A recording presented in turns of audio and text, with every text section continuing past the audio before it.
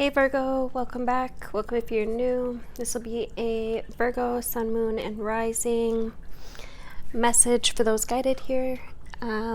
We are currently also in this Lionsgate portal, which I feel like is really allowing us all to gain some inner strength, some courage, resilience.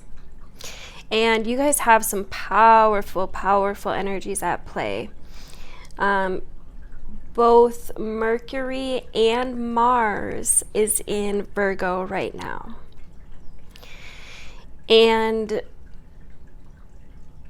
Mercury is about to go into retrograde. We're in the shadow as I'm recording this.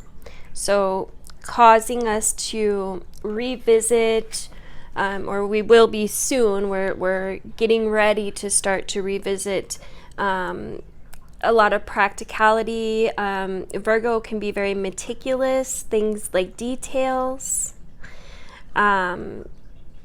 It's a very efficient, practical, reliable energy that's really, I feel like, gonna help us to get some things done. You could be feeling like more vitality, more like wanting to think about something or figure something out, having to revisit something, making sure that you're crossing your T's, dotting your I's, essentially.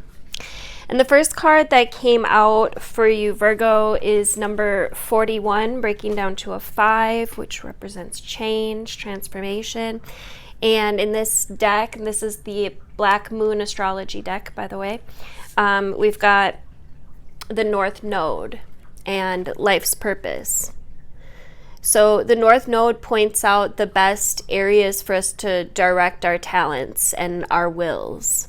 Right? It shows us the area of our gifts. It represents destiny. It corresponds to the 10 of Cups. Right? It's the soul's enlargement. It's karmic rewards and karmic bonds.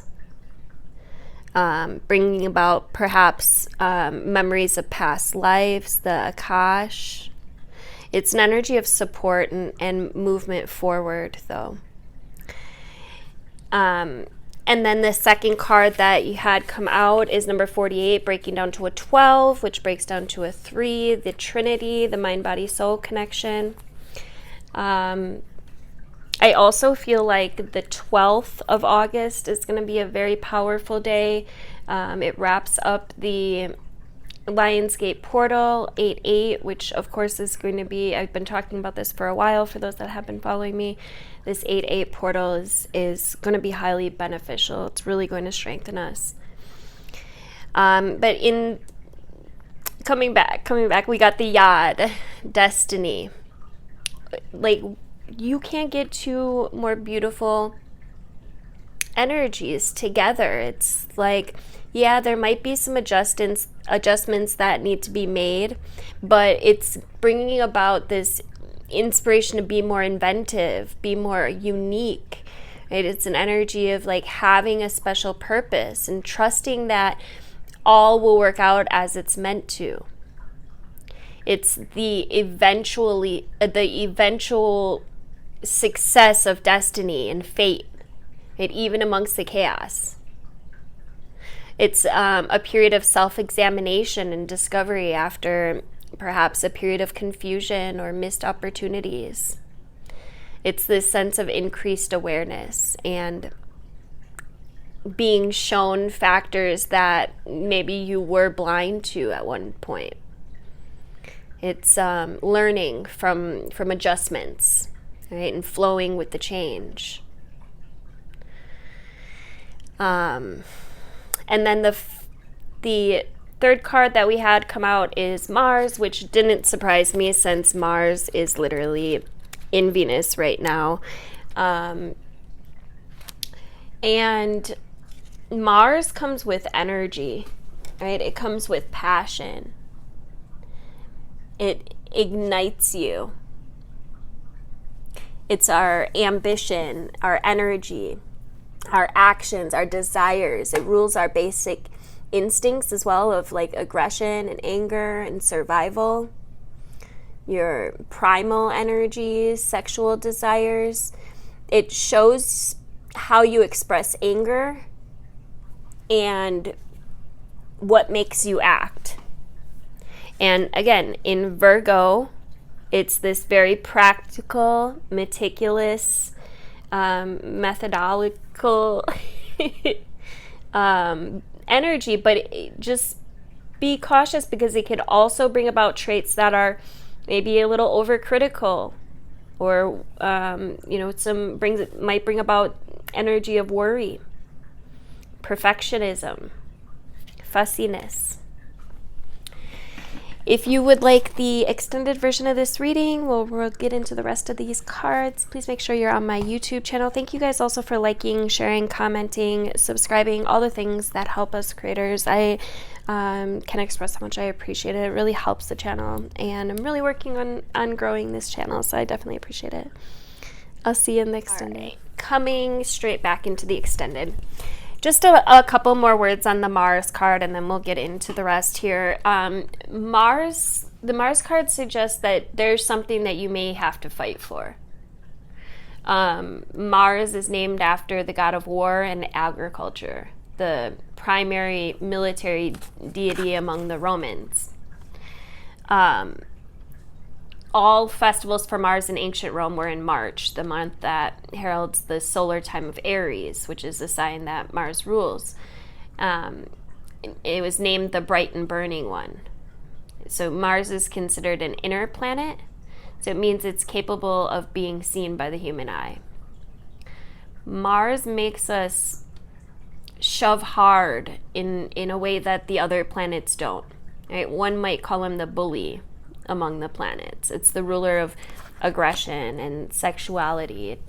It's our driving force. It allows us to face difficult changes in life and to follow our passions no matter what stands in the way. If we didn't have a Mars, we wouldn't know how to fight. It also means to push back in terms of defense.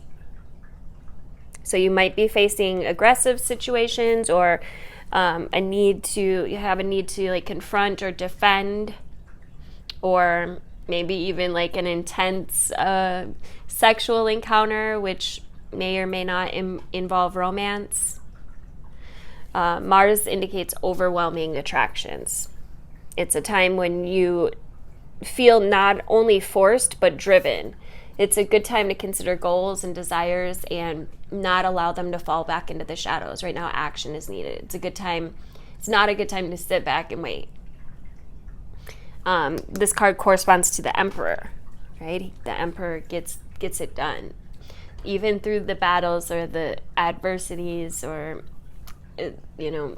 whatever it is that's going on, ultimately it's allowing you to gain strength. And then I pulled some cards from the Oracle of the Seven Energies. This is one of my favorite decks by Colette Baron Reed. And this is actually my favorite card in the deck. We got number 29 breaking down to, 11? Master number, teacher, healer, awakening genius. So I feel like there's something awakening in you where you're going to be able to get this done.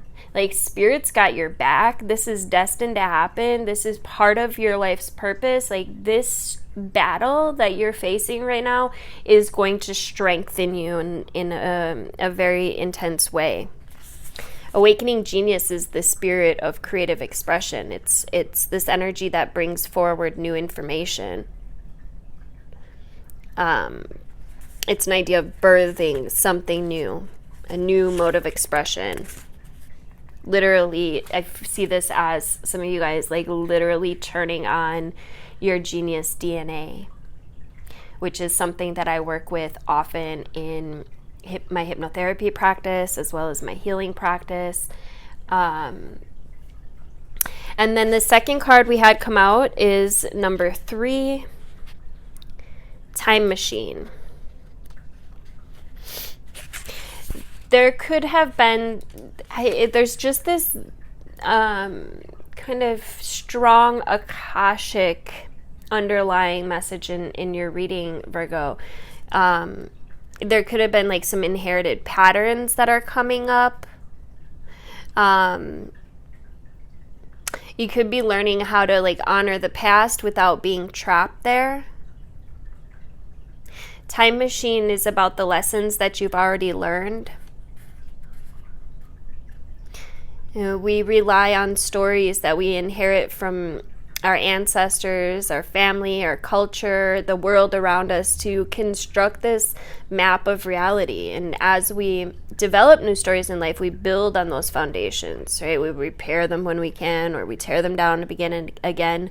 The best and most powerful traits and experiences of your ancestors are yours to integrate in your life so that you don't have to revisit their hardships or rectify their mistakes. You have a magical map with which you can navigate your current circumstances. You can look to the past for answers. Now ask yourself, in this situation, what can I learn from the situations that came before this one? Right? What traits can I emulate in order to move through this challenge with wisdom? Ooh, I love that. How can I build on what I already know and integrate this understanding? What might I do differently? Sometimes you walk blindly into traps set in the past. Perhaps you couldn't see that you were repeating a pattern until you were well into it. The best course of action here is to rest, practice self-compassion, make a conscious choice to do something differently next time. Clarity will come. Remember that if you always do what you always did, you always get what you always got. History repeats itself only if you allow it. The most important thing is that you're becoming aware, and you can make a different choice regarding how you respond to life right now. Even if things are awkward or uncomfortable as these old hurts are revealed and new solutions are attempted, the time for change is ripe, right? Just keep going. Every step's important. Allies will rally, but in the end, you are the one you've been searching for. And one day you will remember how your beautiful new story was just around the corner.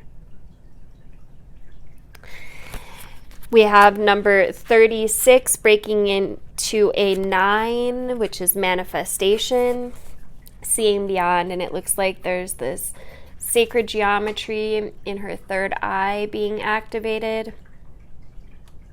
Looks like she has a star in her eye as well.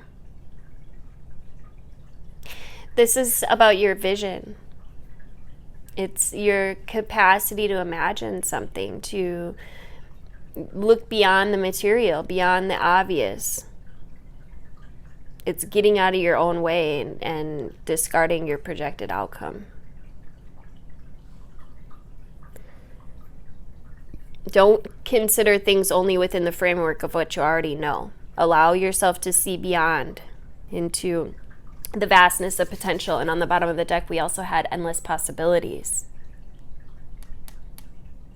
We're all gifted with the magical ability of imagination. When we open to it, we become a conduit for a divine vision greater than our own. There's two ways to view the world and co-create with it. One's from a face value perspective, what you see is what you get. And the second is allowing your imagination to see beyond something that is right now and move into a place that doesn't yet exist in the material world. It's this cosmic playground of possibilities where you can see into a future where anything you imagine has the potential to become real. And if you use your imagination faithfully and consciously, avoiding the traps of fearful projection and drama, you can connect to any reality you truly want to experience. And when you open yourself even further, you're often gifted with a divine vision. As a practice, you can reimagine that vision over and over to strengthen it. And as you channel these visions through you, you become a superconductor for the world. Today, know that your vision, what you imagine forming into the invisible, will be delivered into the material world. Don't worry about the timing of things. That's in the hands of the universe. Your job is to continue to imagine. Take a few steps forward, then imagine some more. And the universe's job is to make it real. It's a beautiful partnership. Let's see, what are we at? Okay, we'll get you guys a few tarot cards. We'll go with classics since I have it sitting right here for my Virgos. Sun, Moon, Rising. And this is also a collective energy, seeing as how we have some potent energies in Virgo as well. Thank you guys for sharing this message out with somebody that you know. All right. Let's get rid of a few cards here. Put them over here. All right. So, the Four of Cups in reverse, there's a sudden awareness here. And it's going to take for you to stay strong. It's a test of faith. This is a test of faith. Can you stay strong in the vision that you want to come in? Can you stay emotionally available, emotionally stable? Can you keep your cool through this, not giving power to the end results that you don't want, not giving power to the worries or the victimhood, the doubts? Then we got the Knight of Swords that flew out. I feel like this could go either way. Either you're having to defend something, or you're feeling a little unfocused, burnt out. I do feel like it should go upright, though. Honestly, I feel like for the most part, this is talking about taking action.